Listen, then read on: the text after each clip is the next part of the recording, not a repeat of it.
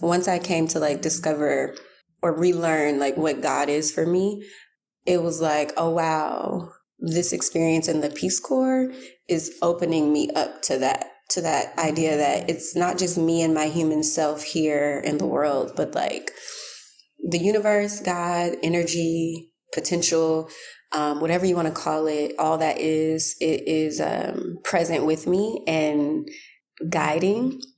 And it's not just something that's outside of me, but it's also like in my very breath.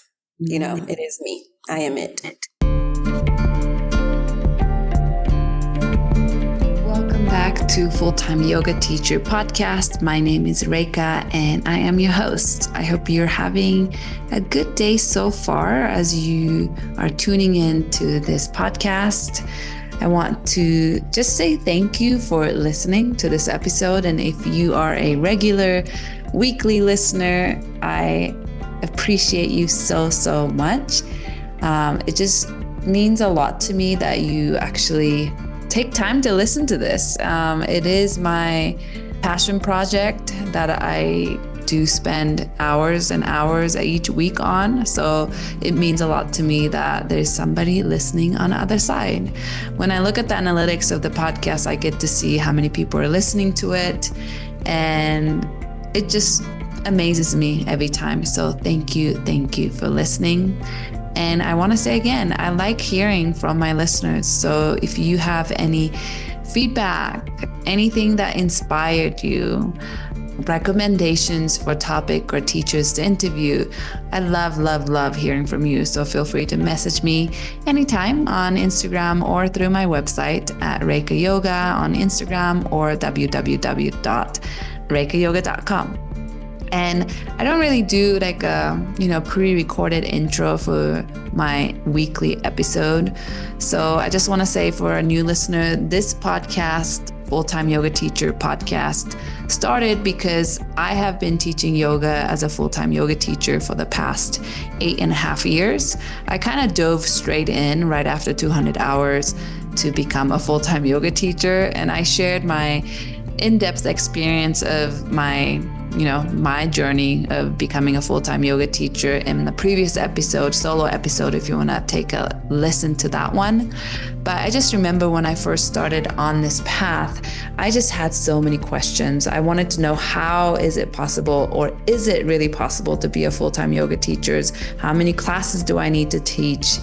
What are the path, like a career path as a full-time yoga teacher? And I just kind of have to learn it as I go, ask questions when I can, but didn't really have one place or one specific person that I could keep going to for questions. So that's why I created this podcast where I interview other full-time yoga teachers to share their stories of how they became to where they are at now, and also want to highlight how different everyone's journey is to become a full-time yoga teacher. Although everyone's journey is different and their career path look different, and their day-to-day job may look very different, I do think we share a lot of the same passions and love for yoga, and we also share a lot of the similar difficulties and challenges of being a full-time yoga teacher. So that's what this podcast is about. It's not about interviewing the most famous yoga teachers or yoga teachers who are internationally well-known teachers who have really made it. Although I do want to interview those teachers, but I really want to highlight these everyday yoga teachers who are making it work and making their dream into reality every day, doing what they love as their full-time job and sharing the love of yoga. So that's what this podcast is kind of about. If you want to listen to any of the previous interviews or solo episode, you are welcome to dive into those. A little bit of update on my life right now. I am currently living in Peru for 4 months. I got hired to teach four 200-hour teacher trainings in Peru. I just finished my second one. So the first one was kind of it felt like I was just still learning how the formatting of this 200 hours was, how it flows. And it was fun, but also kind of challenging. I didn't really feel like fully myself in that 200 hours. But this second 200-hour teacher training I just completed, I felt much better. I felt more comfortable, more confident. I mentioned this in my newsletters that in my first teacher training, I felt a little bit more insecure about my teaching. This time I felt much more confident and felt really good. I feel like I really connected with my students and really gave it all, what I can give in this short period of time to my students. So I'm happy to report. Now I'm actually recording from town of Arequipa, which is further south in the country, and I'm just gonna be spending time here for a week and meeting my mom. My mom is actually flying in from Michigan to meet me here in Peru, to travel with me for a week, and she's also coming back to the jungle with me to kind of check out my hometown where I've been working and teaching yoga teacher training from. So I'm very excited about that. I also want to share that I created a webinar for my mentorship program for yoga teachers. Monthly, every month I create or record a pre-recorded webinar on different topics. And this month I created a webinar on injury prevention and management for yoga teachers. And I put in quite a bit of effort and time into creating this workshop, and I'm pretty proud of the content. So I want to offer a special offer for the podcast listener. If you want to have access to this 1-hour webinar on injury prevention and management, I'm offering 15% off. It's $25 usually to watch this recording if you're not a member of my mentorship program, but you can receive a 15% off from this price by using the code NOMOREINJURY15, and the code will expire on July 1st. But in this recording, you'll learn about what is the scope of practice as a yoga teacher? Like, what are we trained to offer and provide, especially in this injury prevention and injury management lens? As well as we're going to talk about the common injuries that exist in yoga. How can we sequence and cue in a safe way to kind of prevent injuries? As well as discussions around hands-on assists and a lot more juicy anatomy, geeky stuff in there. So if you're interested, I'll put the link on the show notes, and I'll also put the discount code on there as well. You'll get a 15% off. Code is NOMOREINJURY15, and that's a gift to you because you are my podcast listener, and I really appreciate all of you. So let's talk about this week's interview. I interviewed Jana, and she is a co-owner of Trees Yoga Co-op. And if you remember Ja that I interviewed a couple episodes ago, he is also one of the owner of this yoga studio co-op, which I think is such an amazing studio and amazing concept that there are 4 teachers who co-own this studio, and they are doing amazing things in the community. So if you haven't listened to that episode, go back and listen to Ja's episode. But today I interviewed Jana, who is another co-owner of this studio. I met Ja and Jana from Annie Carpenter's online teacher training modules for 300 hours. And they were in the same training that I was in, and I interacted with them. I knew they both are based in LA. We're not too far. I also have worked for this studio, Tree Yoga Co-op, in the past, just for a little bit, but I just love and fully support all the work they're doing. So I'm so honored and happy that I got to interview Jana and also get to share her stories with you, the listeners. So let me tell you a little bit about Jana. Jana Johnson is an enthusiastic yogi specializing in meditation, vinyasa, yin, and ganja yoga styles of yoga practice in both English and Spanish.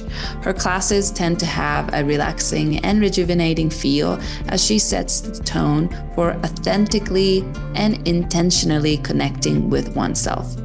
Jana is committed to bringing focus, intention, and values to every class she teaches. She also brings a lighthearted and friendly attitude and a desire to harmoniously connect with students in ways that effectively enhance their personal practice. Her intention is for her students to allow the benefit garnered in the class to extend off the mat for positive influence in everyday life that go well beyond the formal practice.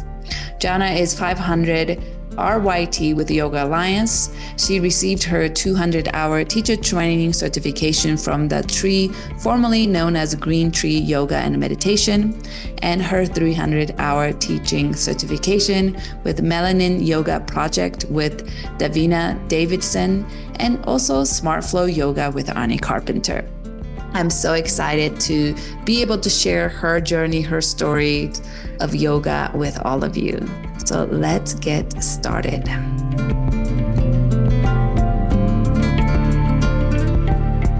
Thank you, Jana, for coming on to Full-Time Yoga Teacher Podcast. I'm so excited that I get to have this conversation with you today. How are you doing?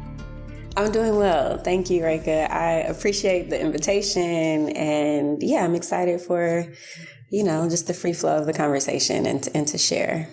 Yeah, me too. And maybe tell the listener, where are you logging in from? Yes. So I'm currently in Los Angeles, California. I'm in South Central LA at our yoga studio. This is where I am currently.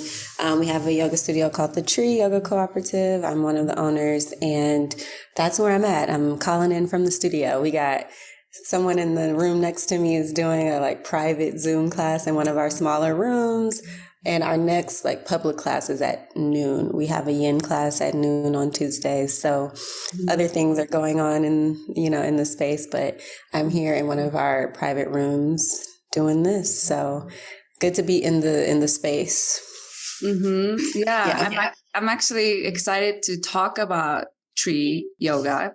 But before we get started with that, I want to learn more about you. So are you from LA, or are you originally from? No. So I was born in Washington, D.C. and was raised in Tulsa, Oklahoma. So that's generally what I call home, is Tulsa, Oklahoma. I was there from probably 3 or 4 years old until I graduated high school. And then after high school, I moved to New York, went to Columbia University for undergrad. So I was in New York for those years. And then I stayed a couple years after. And then I went to Paraguay in South America for the Peace Corps. Oh. I lived there for a couple of years. And then I came to LA. Wow. I had no idea you participated in Peace Corps in Paraguay. So did you learn Spanish there? I did. Hablo español. Sí. Wow. And actually, I love it because I didn't, plan all of these things out on the front end necessarily. But now that when I ended up moving to LA after living in Paraguay, it was very I was glad to know that I could still speak Spanish, because there's so many people here that speak Spanish. And there's also people here, most of them are not from Paraguay. Most of them are for Mexico or other Central and South American countries. But you get the mix of different dialects of Spanish. And Paraguay has its own unique mix because they also have another language that they speak there called Guarani. And so they mix the languages, they speak both of the languages. So I definitely learned Spanish conversationally while living in Paraguay. And so that kind of trained my tongue a little bit. And then now living in Los Angeles, I'm always learning. I love, speaking in Spanish, sometimes teaching in Spanish, but we have a whole team of teachers here at the Tree who that is their first language. So, it's definitely part of me. I've been drawn to the Spanish language since middle school, probably, but definitely living in Paraguay, obviously took it to another level. Yeah. Wow. That sounds I feel like I can have a whole podcast episode about your experience. Yeah, we could.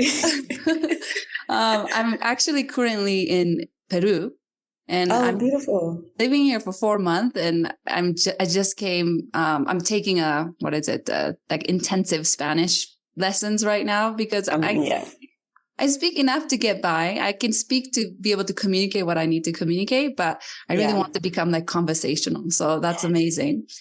Okay. Well, So you're in the place for that. Yeah. Just go outside and talk to people. Yeah. That's the best way to learn and the fastest way to learn. Yes. So what was your major in college and what brought you to become interested in Peace Corps? And this can be like a, short answer. Life. But to keep it succinct, while I was in undergrad, I was studying both psychology and computer science. So like kind of different worlds, but I was really intrigued. It was really one of my professors that really got me interested in computer science while I was there. And then ultimately it was like, I didn't want to do the study of it anymore. I liked what I was able to learn like in coding and just systems and all of those things. But when I got deeper into the actual curriculum for the major, I was like, this is not for me anymore. And so I was still studying psychology though. And so that's what I ended up getting my degree in psychology by the time I graduated. However, while I was still in the computer science world, I ended up getting an internship. I was involved with an organization. It was like about women in computer science. There was a conference. I met some recruiters from Goldman Sachs, and I ended up getting an internship at Goldman Sachs. So I interned with them for 2 summers, and then they hired me full time after I graduated. So I was in the like technology world in terms of my work at that time, in college and then fresh out of college. But it was more so like program management, but in the technology world. And so I did that for almost 2 years, just about 2 years. And there was a distinct moment I remember when, I was just living life, I wasn't really thinking about the future for real. But somebody asked at Goldman Sachs, it was like, a meeting about moving around in the company or something. I don't remember, something like that. But somebody asked like, where do you see yourself in the company 10 years from now? And that was like the first time I thought about it, I guess. But I remember like sitting with that, and it was very clear to me, I don't see myself at this company in 10 years. Like, I actually don't want to be doing this in 10 years from now. It was like, it's a job. It's cool. I'm learning a lot. And it was definitely a great space for me to be in at that time, and the people that I met and the relationships and all of that. But I was clear though that this wasn't like a passion for me. I could tell the difference too, because there were some people who I was working with and it was like, oh, y'all really, really, really care about this. And like, I'm like kind of interested. I don't really care. It was more so an opportunity that came to me that I enjoyed and I appreciated, but it wasn't a passion of mine. And it wasn't something that I like loved, And so when that happened and that clarity came to me where it was like, I don't see myself here, then the question came, so like, what do you want to do, Jana? Like, where do you see yourself? Let's start thinking about, the future in that way. So I just remembered thinking, I want to live in another country. And I had got that exposure from being at Columbia. When I was at Columbia, again, coming from Tulsa, Oklahoma to New York, and then being exposed to people who came to Columbia from all around the world. So I was just exposed more than to different cultures, more than I had ever been. And while I was in undergrad, I also was part of a living organization. We were like a student group, but it was also a housing group called the Intercultural Resource Center, the IRC. And that was all about, crossing cultures and like the intercultural exchange of different cultures and how we, learning and all of that stuff. So anyways, as I was thinking about this and what I want to do, I just knew I wanted to live in another country. I remember being very interested and inspired by that time while I was in college. And I was like, let's go this direction. So I just looked up programs that were like things I could do in other countries, and I found the Peace Corps. And I had never heard of the Peace Corps before, but I found it and I was like, oh, this sounds like good. Like, this sounds like what I want to do. So went through the process and I was invited to Paraguay, and I knew nothing about it. And this was before, social media and all that stuff. So it was like, I was like, I also didn't look up anything about the country for real other than the welcome packet I got, and they sent me some stuff. But I was like, let me just go and discover, unbiased in a sense. And it felt like I discovered a hidden gem in Paraguay and my time there. And it was like just exposure to a place in the world that literally didn't exist to me the year before. And now it has become home. And yeah, so that's how I got to the Peace Corps. Thank you for sharing that. Peace Corps is something I've thought about for quite some time, especially right after college. And I also met a lot of Peace Corps volunteers traveling. And I think it's such I know some people have mixed experience with it, but I think it's such a great. This is true.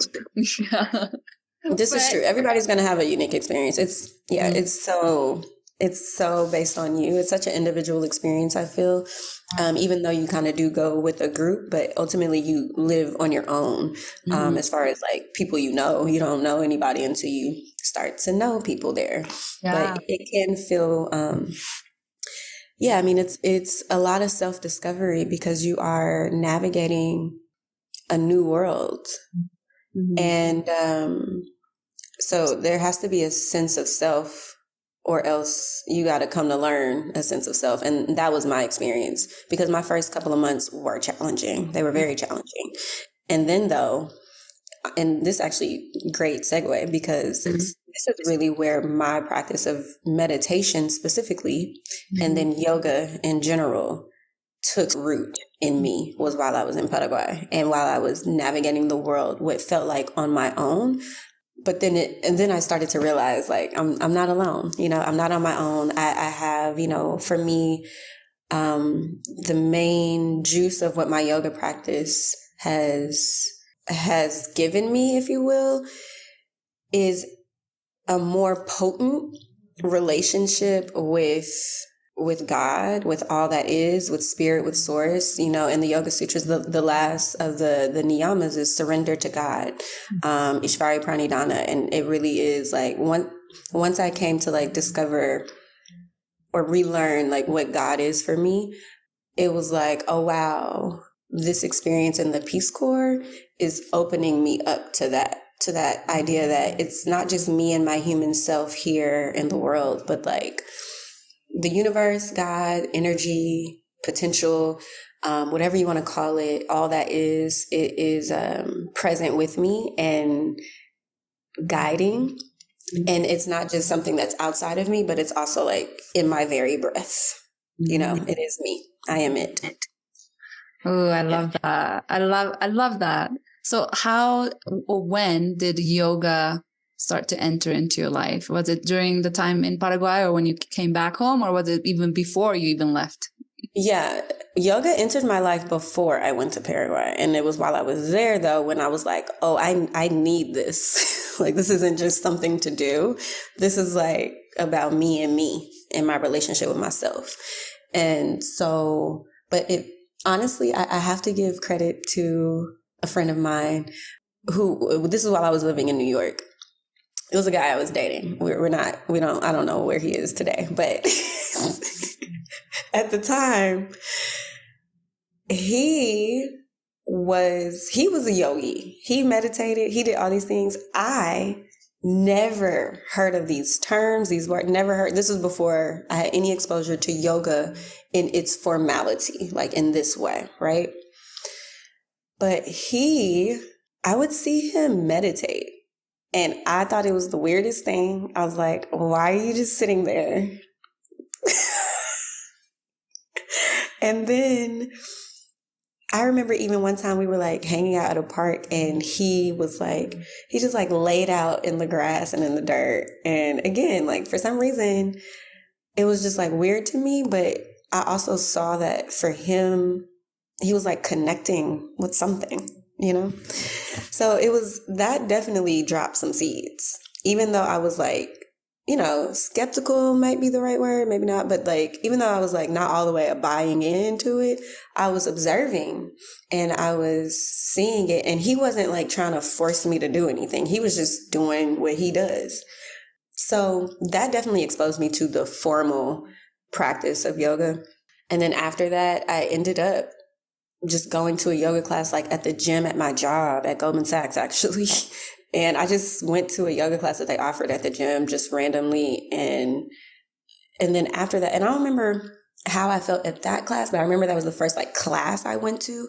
But then I found a actual yoga studio because I was like more gym. They just had a yoga class, but I found a yoga studio in Brooklyn where I was living at the time. And that is when it was like my first yoga actual class that was like on all of the levels of like breath and spirit and mind, not just body, right? Like how it is at the gym. So that was, then I was like, okay, this is something good here. And I just kept inquiring and looking up videos and stuff. I ended up finding like this whole yoga program that on video, or like, yeah, on videos that I used in Paraguay. But what really stuck with me was a simple meditation practice where it was some book I read and the guy was like, just pick a song, like an instrumental song that sounds lovely to you. And that's like no more than 5 minutes. So you're not thinking like, oh, I got to sit for 30 minutes or whatever, but like something short, but where you can just be still and enjoy that sound. And I started doing that like regularly, and that really got things going for me. So that's how I like got into the practices of yoga. But the experience of yoga and like living yoga in the day to day, I was feeling that before I was formally introduced to it. I, like just having those moments of like amazement or awe of like nature, like some trees or like just something like that, or just feeling spiritually connected in a moment, or feeling like overwhelmingly grateful in a given moment, you know, like things like that I had. And so in hindsight, I'm like, that was yoga, you know? And then even beyond that, when I got to Paraguay, yes, I was doing the practices, but it was the mentality shift when I was going through those first couple of months that were challenging for me in Paraguay. There was a moment where I had to have a conversation with myself, like, okay, we're not gonna, because the commitment is 2 years, and it's 2 years and 3 months. So I was like, we're not gonna spend the next 2 years suffering. So do you want to stay here and like enjoy this unique experience that you wanted to do, Jana? Or do you want to leave? And because, you know, if it's not something you want to do anymore. But it was like that moment of just realizing of like, it's the self-inquiry, it's the self-talk. That's the yoga too. And I had to like come to my own self and be like, I wanted to be here. Why did I want to be here? Let me take that in and acknowledge that I have that, exactly what I asked for. And once I started accepting my experience and like appreciating little things, which are the big things, because those are the day-to-day things.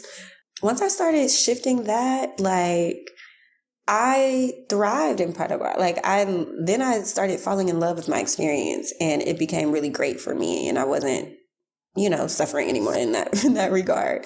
And it was mainly, you know, just because everything's different. All the food's different. There's no people.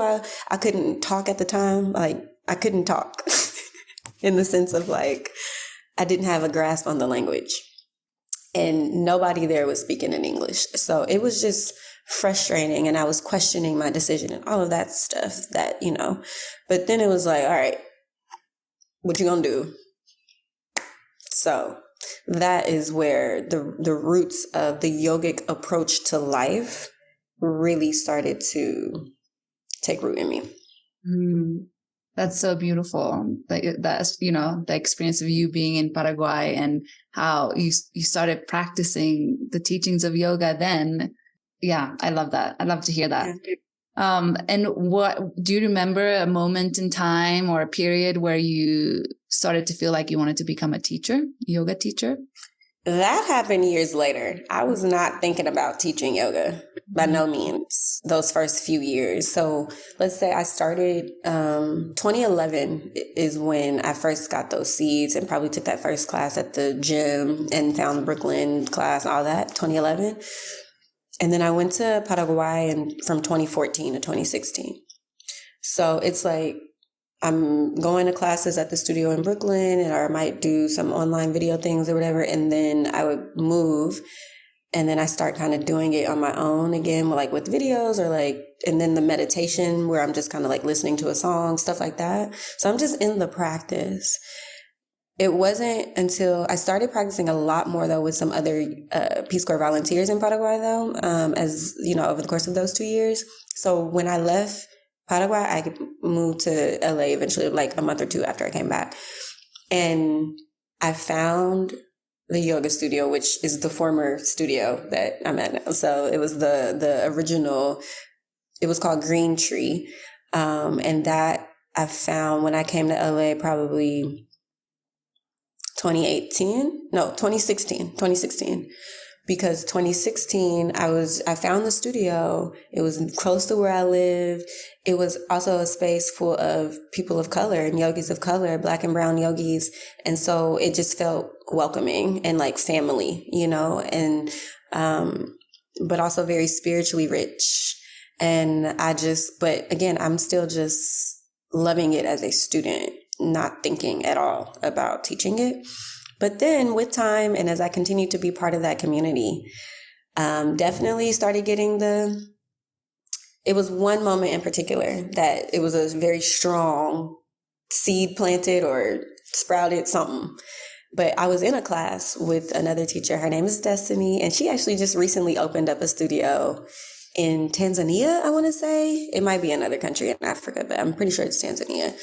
But I was in her class, and it was at the end of the class, like after Shavasana, and she got us back up to a seat, and it was just like that closing, you know, meditative part before it's officially over.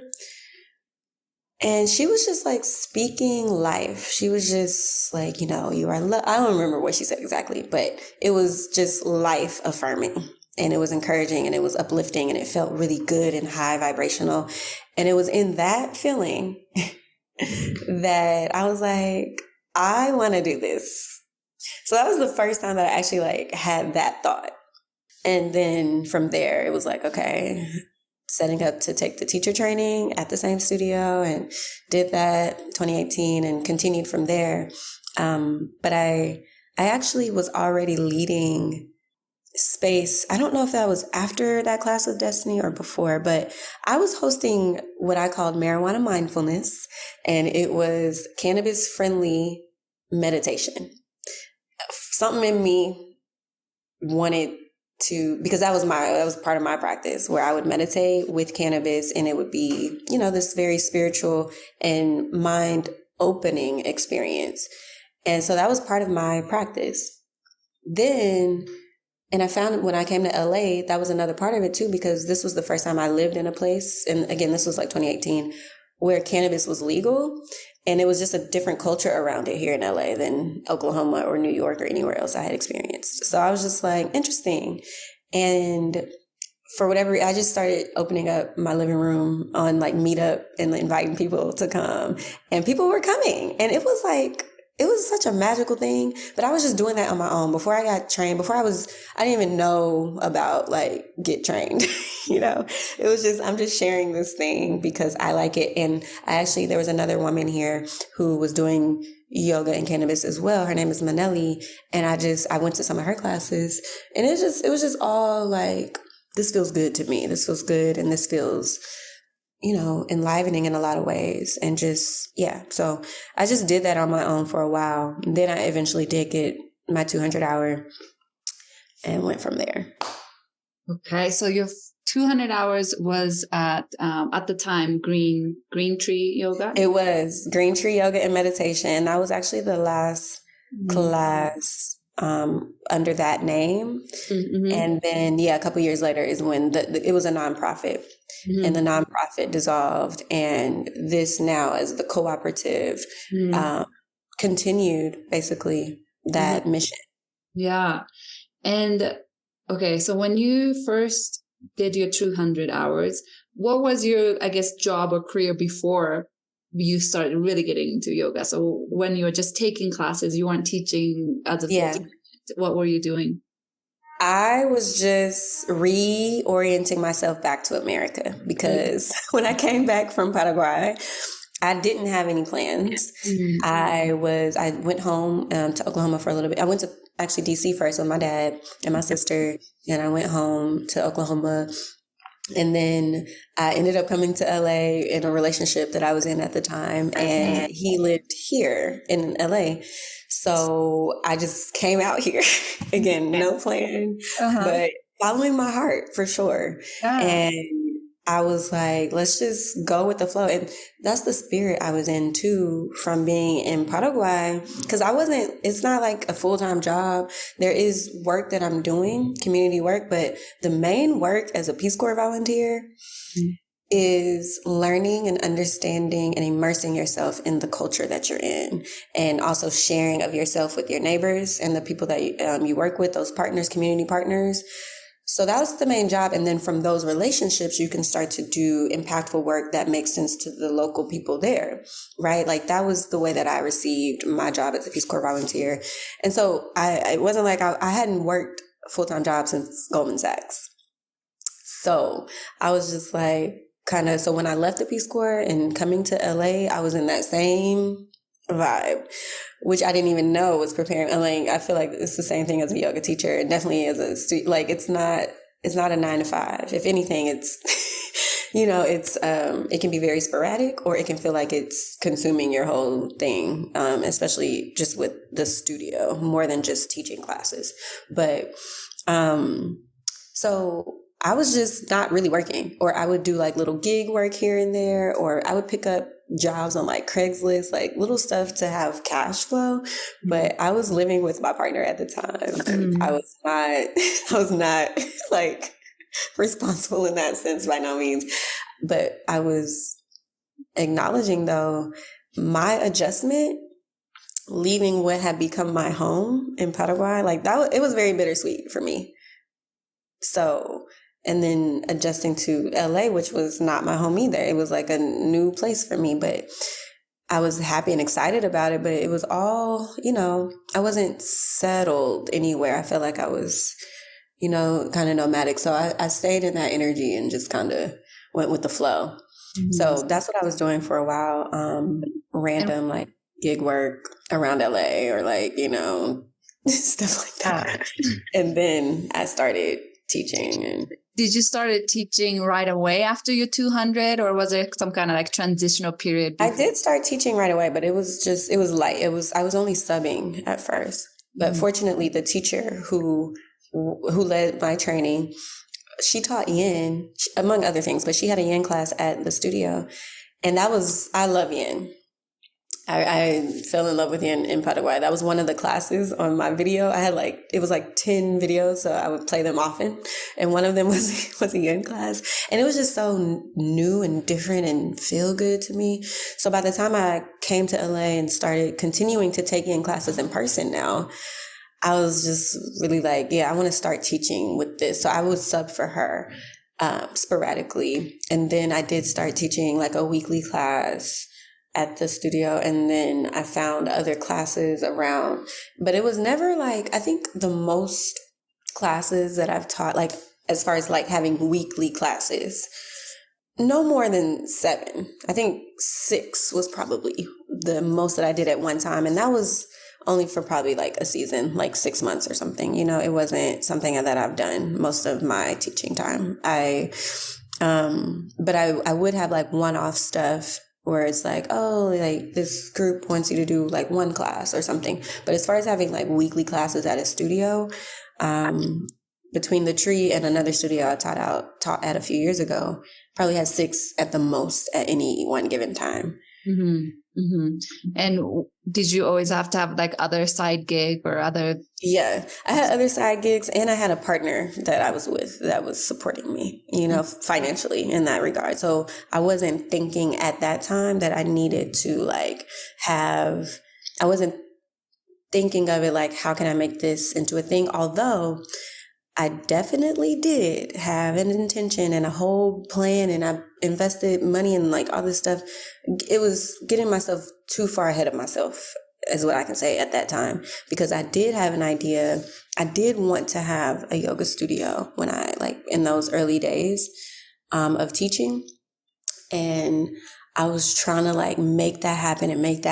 And I started even doing like some YouTube stuff, and it was just like, it wasn't aligned for real at that time. And I didn't realize that it was like, I was putting in way too much effort that was like trying to force something into being. And so ultimately I let that idea go, right? Of like, let me make my own brand and studio and all this stuff. But I still was teaching. And then years later, the opportunity to own a studio now has come to me. But it came about in a very different way, right? It wasn't like something that I like started from scratch with name and idea and like, let's hustle and get all the things. It was like this studio that I had fallen in love with as a student. And that already had its momentum and a beautiful community that I was part of, and then in 2020, when that ownership was shifting, that's when the opportunity came for me to be one of the owners and like step into that role. So it came to me, it came back around to me, but I had to like let it go at that time. And so like when it came back around in 2020, yeah, that's when it was just like, okay, now this is more full-time. Like now this is more, but again, it's not just me teaching yoga as a yoga teacher full-time. It's also a team of teachers. There's a whole schedule of classes, and there's so much work that we do with partners outside of the studio. So it became exceedingly abundantly more than I was thinking at that time. And it also came with much less ease. And so I'm appreciative of that. And I'm like, it's just the lesson in terms of, again, acknowledging that I'm not alone and that I have, God, spirit, divine energy that I'm co-creating with. I love that. Co-creating with. Yeah. Did that opportunity come to you because you were one of the longest teaching teachers there and you've been very involved in it time? Or is it something, how did that opportunity come to you? One, I will say no, it's not because I was one of the longest teaching teachers, because I wasn't. By no means, I was one of the newer teachers. But I was part of the community, and I think what it was, and I can say this kind of now being on the other side of it when I see other teachers here, I was very open and present that I wanted to teach and that I did have a desire to continue to contribute to the community. And so the founder of the nonprofit, and who also was my teacher and mentor, Raja, I had a great relationship with her. And I think she saw that I was open to, entrepreneurship and like business as well as teaching. And I think she also saw my practice because she was my teacher, and so I think she saw something in me to where she was like, that might be, a good idea to carry this on. But it was me and 3 other people, who founded it, that she kind of like tapped, and that was kind of like coming together. And yeah, it happened organically, and I think so divinely, honestly. But I think honestly, it's where, how they say, preparation meets opportunity. I think that's it. But the opportunity presented itself, but I also felt prepared for it. I also felt like, yeah, I can step up to that, or I'm here for that. It felt right. And I think I was maybe and somehow exuding that. And also she saw that. to some extent, obviously she, but yeah, so being in the right place at the right time and with the right energy, I think. Yeah. And you said that was 2020. Was it before everything shut down? Or Well, it was around that time. That was part of why, because it was like, some things got to change. We weren't able to use that studio space anymore. I was already at the time. So before the ownership piece was shifting, I was already stepping up to start to lead yoga teacher trainings. And I was assisting it at the time to make my way into leading the trainings. And so that was already kind of like unfolding. And so then when the pandemic happened and everything shut down, it was like, oh, there's this other component too of ownership as well. And like continuing to like, lead the space in a sense. That was also just dovetailed around the same time. So it was because of, I think because of the pandemic and other things, just life, it was just the timing of like, okay, a shift is happening. And these were the people that were involved in different capacities and that, ended up taking it forward. And how was it like to take over with you, two other teachers in the midst of pandemic? And I know it was challenging. I know you lost the studio space for a while, and I know you regained it back or, found another place. And well, yeah, we let that studio space go because we couldn't use it anymore. So and I wasn't part of that studio space because again, that was before my time in terms of like leadership and ownership. But that was around the time where, so we moved out of that studio though. And I think for me, the main thing was it was like, I'm just going to step into this. I don't know everything, obviously. I've never done this exact thing before. None of us had done this exact thing before. We may have had our experiences in different business endeavors, but coming together in a cooperative, and also in hindsight, it was like the four of us came together based off our connection to the Tree nonprofit, to that studio, that space, all of that, and the work that we were doing in the community. But we didn't like plan before to like, oh, we're going to start a business together. Like that, it was more so, oh, we're in the work together. Let's continue the work of this. But then with time, it does become like, okay, this is a business. This is operations. This is like day-to-day maintenance. And also you want to continue to vision and expand and grow and continue to live out the mission that we have in ideally new and fun and creative and engaging ways. And so it was honestly a lot of harmony, a lot of synchronicity, a lot of synergy, and just us stepping up and doing the things that we wanted to do, the things that we were good at doing, the things that we needed to do. We just were like, let's just be in it. And then with time, obviously we, continue to organize things and get all the all the things we need.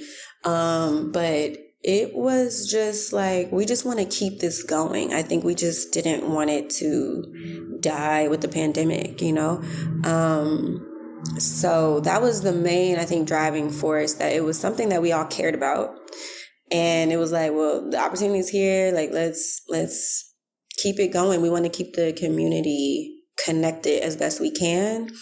And then, in 2022 is when we ended up finding the space we're in now. But in the meantime, in those 2 years, it was a lot of virtual stuff. There were classes in the park locally on the weekends. Mm-hmm. And so it was able to like keep connection, to some degree. But then, when we reopened our doors and let people know, also our community partners, that we can continue to do work. That's another thing that kept us afloat, if you will, during the pandemic without a physical space. We had so many relationships from the previous nonprofit and some that we continued to garner that we were able to still like do work in the community, even though, it wasn't like a yoga studio with classes at our space. It was like, we're coming to you. We're going to, subcontract out teachers to show up and teach this class in your space or whatever it is. So, I think that's one of the great things that Tree Yoga is doing is like so many connection and relationship you have with different communities in and around LA, and you bring yoga to their community. You know, like I was part of the Wilmington High School classes. Yes. I think a year ago or maybe 2 years. I don't remember.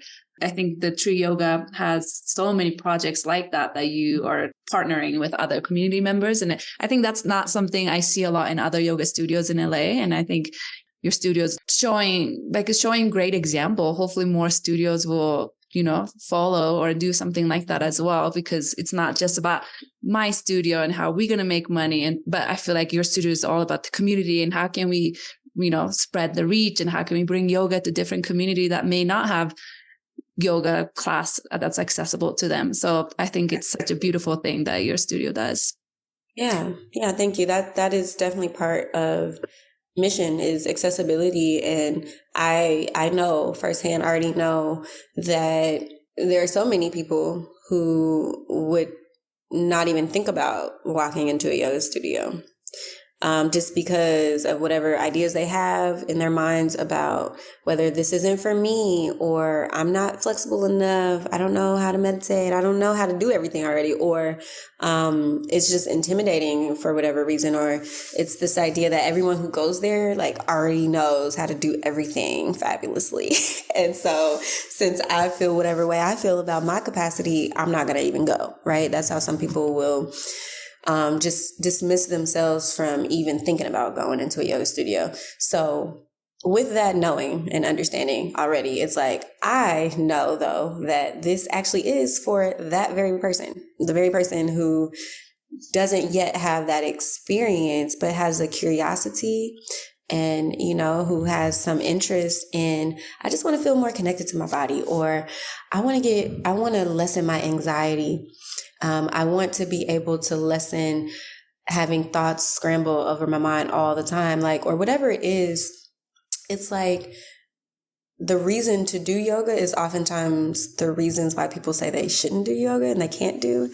And I'm always like, literally, that is the very reason why you should. If you say I'm not flexible enough, or I can't sit still, so I can't do yoga, I'm telling you, that is the reason that you do yoga, right? That's where we all begin. Maybe not all, I don't know, but most of us who you see who have been doing yoga for several years started on day 1 too, just like you did, where there might have been questions and doubts and anxieties or unsure feelings, and not so many capabilities that I might have now in terms of flexibility or stability or even sitting still and calming my mind. But it's something that you have to remain present in. It's not like you get it one day and then forevermore. It's easy. It's just that now I have experience and I know that even when it does feel hard, I can come back to some ease. Or maybe it's just, this isn't the moment, but maybe later this evening or something like that. You know, it's just a different conversation with yourself. But I understand that a part of our work is bringing it to people in spaces where they are already comfortable, so that we dismiss the layer of, you got to come into a place where you already have an idea that you're going to be uncomfortable, you know? So that's a big part of our partnership and outreach, and being able to also, usually it's at no cost to the people who are actually experiencing the class, because it's been covered by their organization or whatever, a sponsor or whatever. So it's like, if we're working like Wilmington, like the school you're at, for example, it's like the school or the district or whatever grant funds is paying for the programming, so that the students and their parents don't have any financial necessity to access this, right? It's another resource for you. And so with so many groups and organizations, the same thing, where it's like, how can we make it to where we let go of as many barriers as we can? So it's like the location, you don't have to go nowhere than you otherwise would be. We'll come to you. And there's no cost to you, right? As the individual person in the class. And also representation, having teachers of color and also teachers who speak Spanish when we go into different communities or organizations. And it's like, that makes a difference. That brings down people's guards. It just does. When they feel like there's some familiarity or some kinship and some just like understanding that, oh, you kind of get me because we're kind of, we are similar in some regard culturally. That does help. And so all of those things are part of what we provide so that it is more accessible for more people who might not otherwise be showing up to a yoga studio. Yeah. I loved everything you said. I want to talk a little bit about your teacher training program. I know that studio offers 200 and 300 hours as well. And I know you're one of the lead teacher for both programs, right? Yes. Okay.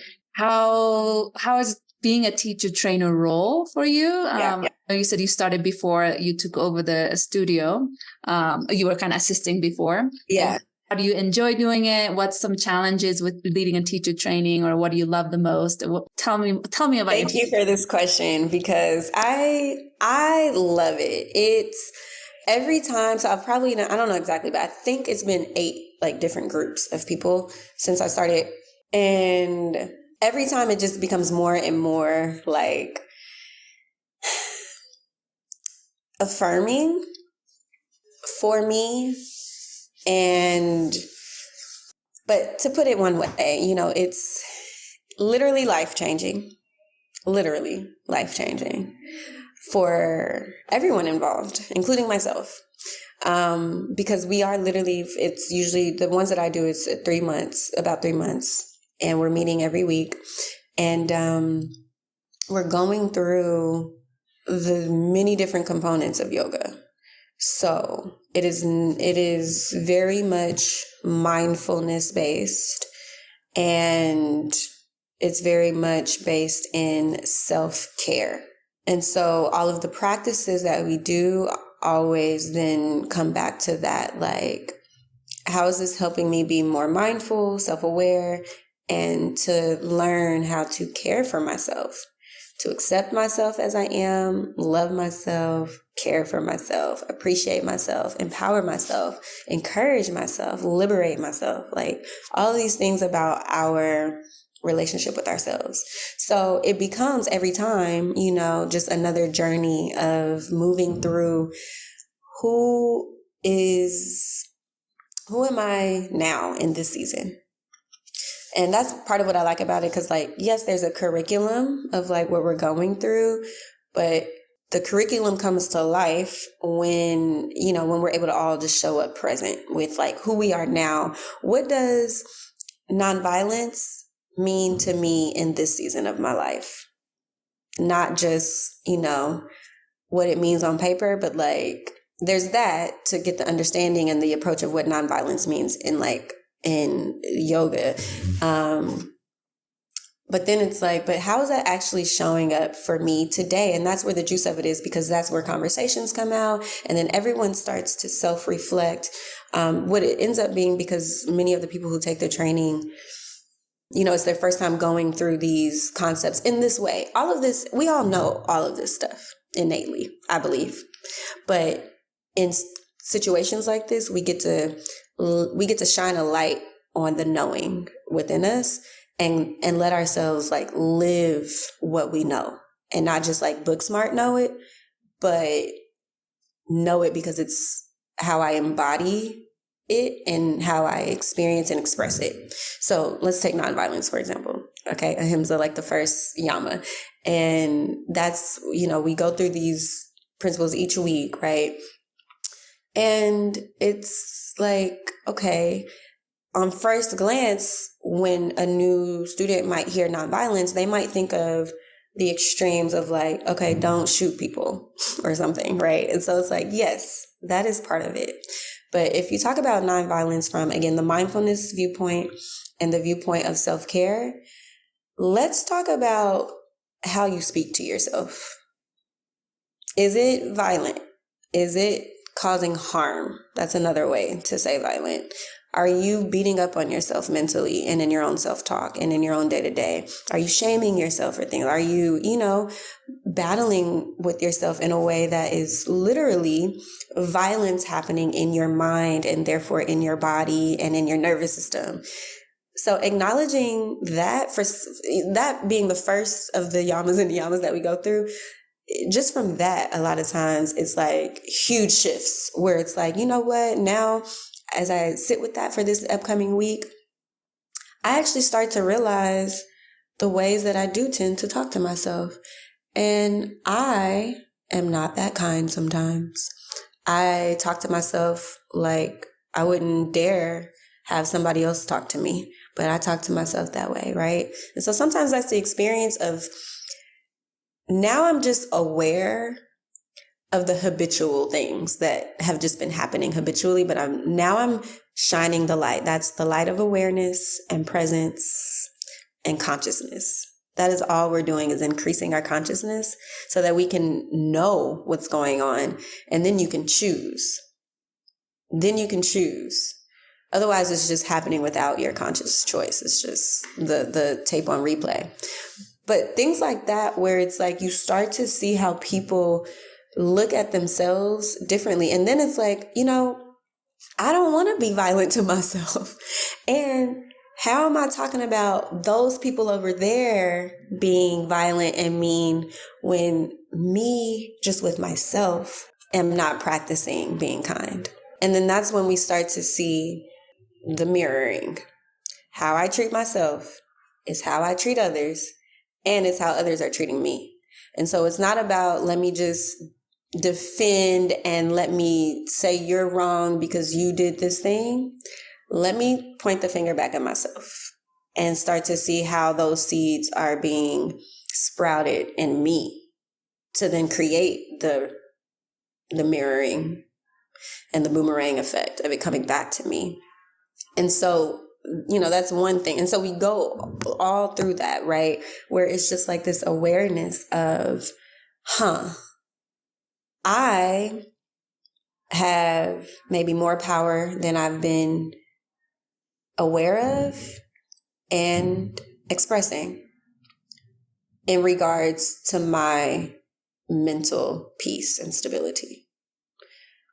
But the reality is, what I discover in these teacher trainings is a lot of times people just simply aren't aware. I mean, and that's just what it is, right? We all are increasing our awareness of self and this life that we're living in. And so sometimes just gaining awareness shifts worlds for people to where their relationships, they start showing up different in their relationships, start showing up different at work, start showing up different in the world.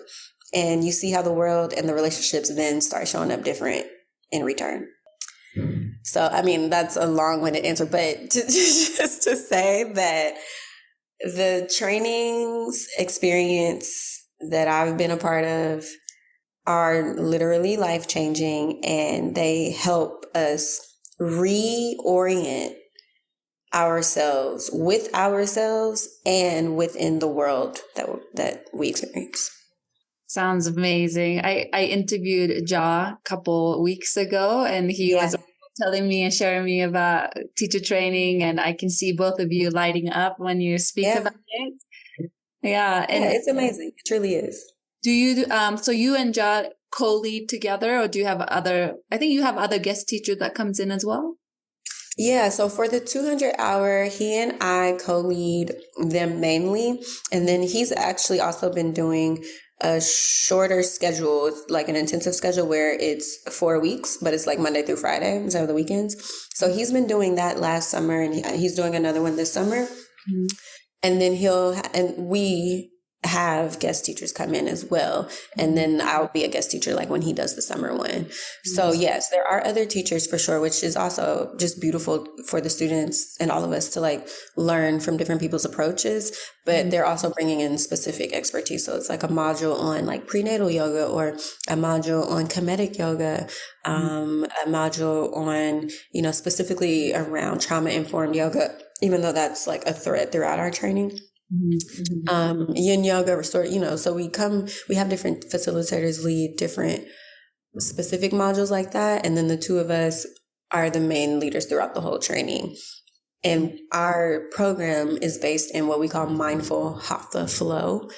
And so that's the primary viewpoint. We're going through the 8 limbs, the sutras, the yamas and yamas, and asana as it has come through like the hatha yoga, Ashtanga lineage. But we're not teaching Ashtanga, not like that, but like the postures that come from that lineage. Sounds amazing. I know you also you do 300-hour as well. How long is your 300-hour program? Yeah, so the way that our 300-hour is set up is we have 6 modules and then a mentorship component.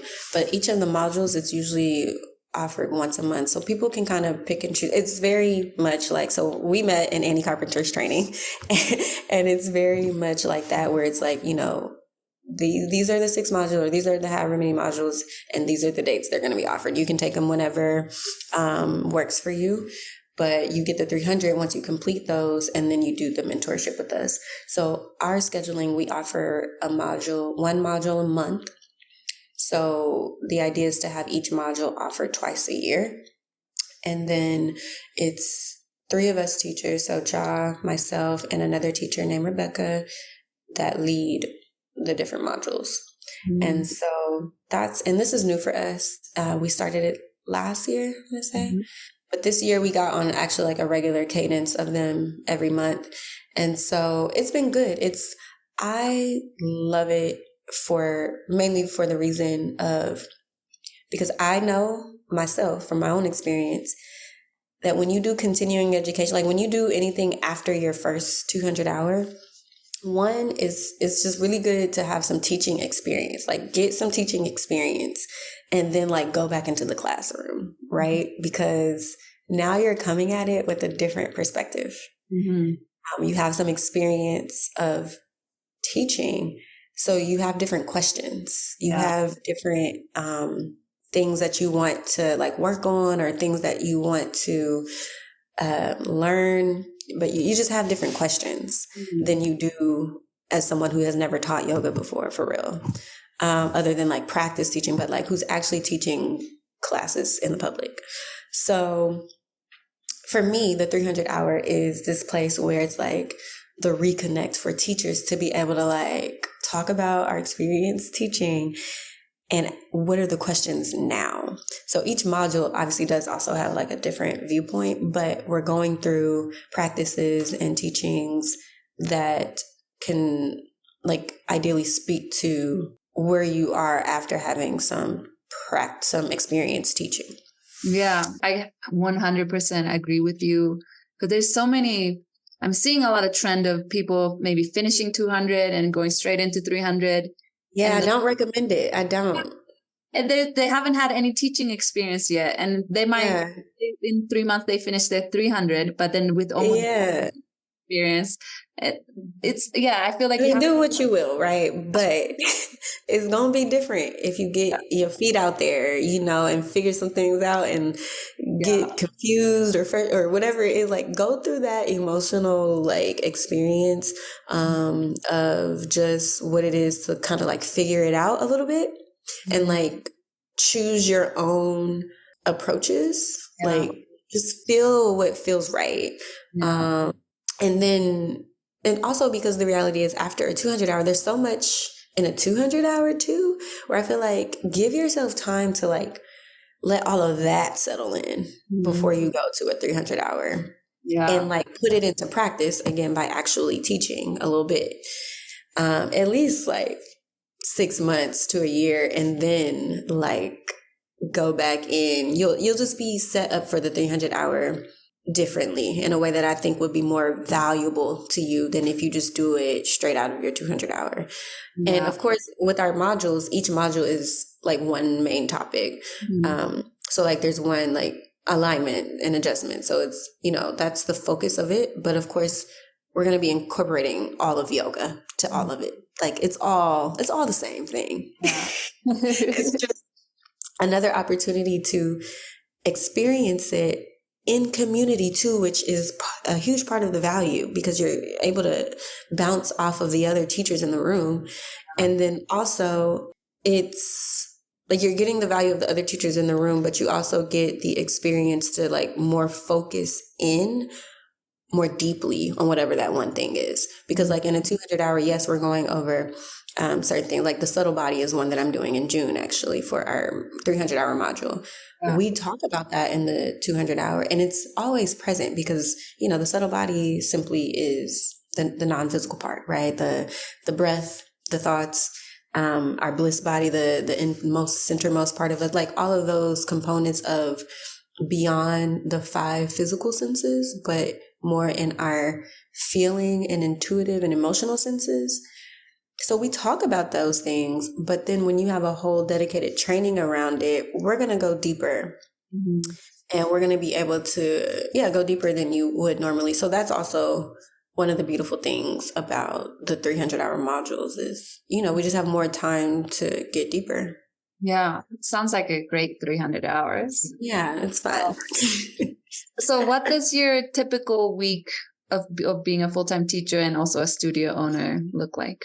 Yes. So every week is unique, but no, I will say that my teaching schedule right now is 2 classes, Monday evenings and Thursday mornings. And then I have the yoga teacher training, though, which we actually just wrapped up last weekend. So I won't do the yoga teacher training again until September. I will have my modules for the 300 and all of that. But normally when I'm doing this, but that was from February to May, where that was part of my schedule every weekend, every Saturday and Sunday, all day basically. And then Wednesday nights we met as well online. So that was part of my typical week. And then I would also say it might be 1 or 2 other classes a week that I'm also doing that are not studio classes, that are like a class with another organization. I myself don't typically teach children, but we have other teachers who will teach children, and I will here and there, but it's not my passion. I'll say that. I like it. It's cool. It's fun when it's like, oh, okay, I'll do that one-off class, but it's not something I would set myself up to do like each week. But it's other organizations. So, where I might have a one-off class each week. And then also I teach private classes as well. So I've been doing, in recent times, I've had 2 students a week that I'm doing private lessons with. So those are my main teaching things. And then I just have to include too, because as a teacher, keep your practice alive. And there is one teacher in particular that I like to go to his class every week. Once or at least once, but I like to go twice if I can. Yeah, so that's mainly the teaching practice part of my week.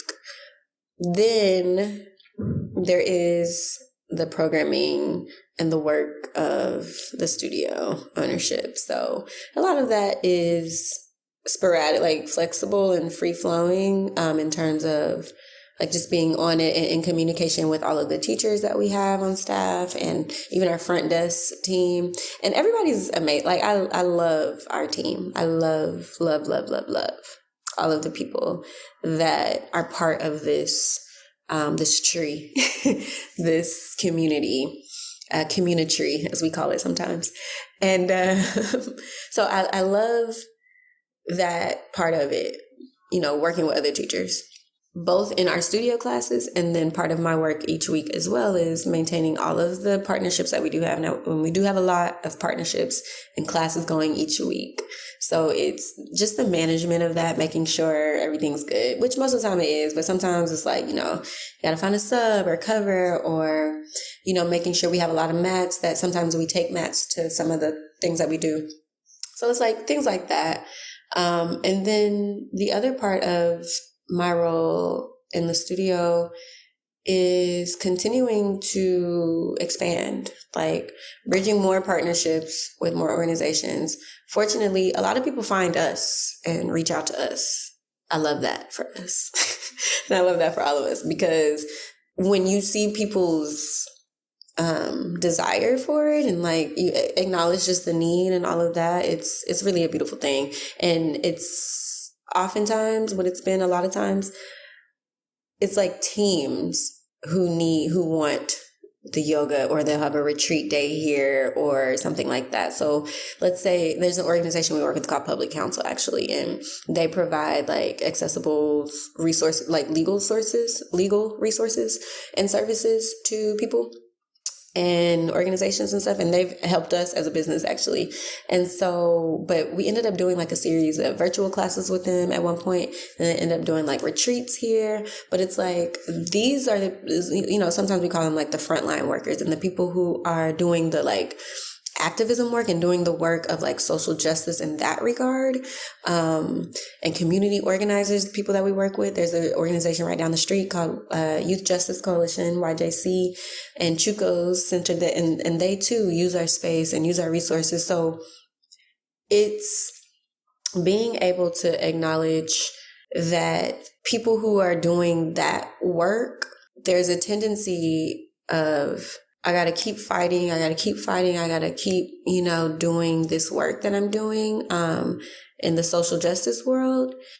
And it's a beautiful thing. And then at the same time, they need to like refill their cups as well. We need to refill our cups as yoga teachers. Like the people who are servicing people and humans in that regard, like directly in that regard, I see a lot of where it's like, yeah, how can we work with you all so that you don't drain yourself to the point of exhaustion and then you can't even do the work you want to do for people? But how do you incorporate yoga and mindfulness in a way to where every day you can come back to self and find your way of rebalancing and recalibrating? We had a group recently.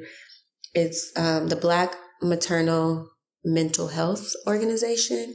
But it's a network of women who are in the birth working world. So whether they're doulas, midwives, or they work in that space in other capacities. But again, it's like people who are literally, on the front lines of like, giving birth and helping mothers and parents and families. And so all of that, where it's like, those are the people, when I talk about kids aren't my passion, but it's like stuff like this is, so everybody has to find the people they want to serve that lights you up, and I think that with the tree, that's a big part of it, where we want to keep the people doing the good work feeling good and not burnt out. And how can we do our part to support that in the realm of social justice, in the realm of self-care, especially for BIPOC communities, and in the realm of increasing the access and the resources that can be available. Mm-hmm. That's so beautiful. And I'm so happy that you and your studio and all the, teachers who work for your studio, and not even teachers, maybe people who do more back-end stuff, but I love that you are all providing that service to that frontline worker. And I think it's such a necessary work, and also such an amazing message that you're, bringing to how you too have to take care of yourself so you can show up every day and still serve and still be kind of live their dharma. And exactly, your studio and your teachers are able to help them, fill up their cup so they can keep living their dharma. So I think that's so beautiful and such a necessary, beautiful work that your studio is doing. And I know it's almost time and I don't want to keep you up too much, but maybe I do want to ask how people can find you. But one last question I want to ask is, yeah, it's all good. Okay. What does success mean to you as a yoga teacher? That's easy for me to answer at this moment in time, because I'm feeling the success of being a yoga teacher when I hear students talking about how this has positively impacted them. So expanding that, like letting that continue to be a thing where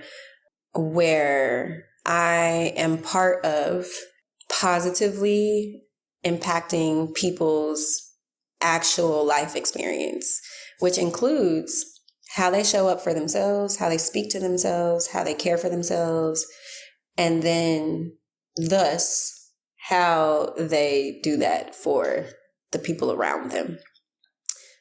Personal relationships, work relationships, ideas, the ideas that you have and your relationship with that, the relationship you have with the things in your heart, that like seeing people feel inspired and positively impacted and just lighter energetically, or having more clarity, like all of that, seeing the impact, the positive impact in people's lives is the success for me, truly. Like I'm really feeling that these days, how it really does continue to open my heart and help me to continue showing up in an authentic, heartfelt way for my own personal practice and growth and development. And then to be able to, infuse that into this dynamic community in the way that I can. And so success is all of us being well and living well and enjoying. Thank you so much. So beautifully said. And I really, really appreciate your time to have this chat and this conversation with me. And I'm very much inspired by the work you do and your studio offers. And I'm sure the listeners will be very, very inspired by it as well. So maybe tell the listeners how they can find you. If there's any upcoming you want to share, please do share here. Absolutely. Thank you, first of all, Reka. I appreciate, again, the invitation, and this conversation was lovely for me. I enjoyed it, so thank you. The way that people can continue to connect with me and the studio, two things. One, you can go to the Tree Yoga Co-op, and co-op is like coop, COOP.org, the Tree Yoga Co-op.org. That's our website, so you can find all the stuff we're doing there. Same thing on Instagram, the Tree Yoga Co-op. And that's our main like platforms of like, just our internet presence and how you can find us in that way. But also come to the studio. We got classes all the time. We're here in South Central Los Angeles, and you can find us on Google Maps or Apple Maps, whatever ways, whatever you use. And come take classes, find out about our workshops and trainings from the website and all of that. Also, I recently finished my own personal website. So you can find me at janajanelle.com, Jana. Janelle is my middle name, JANELLE.com. That's also my Instagram, Jana Janelle, with underscores at the beginning and the end. But janajanelle.com is the website. And, just stay in tune, stay in touch, and you'll see what all is going to continue to unfold. I'm excited for the summer. We're actually going to have some fun things this summer, and we do 108 sun salutations every season. So that's going to be coming up for the summer. And we are also planning to have some retreats coming up soon. We're going to have a local retreat somewhere drivable from LA. And then next year we'll have one where it's like we're traveling abroad.